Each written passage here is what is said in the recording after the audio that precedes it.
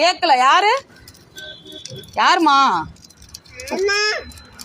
இப்படி ஒரு பாசம் எந்த முதல்வருக்கும் கிடைக்காது. ஒரு கடையில் அரங்கேறிய நிகழ்ச்சியான வீடியோ. தமிழ் சினிமாவிலேயே அதிக ரசிகர்களை வைத்திருப்பவர் தலைவர் விஜய் தான். அதே போன்று அதிக குழந்தை ரசிகர்களை வைத்திருப்பதும் தலைவர் விஜய் தான்.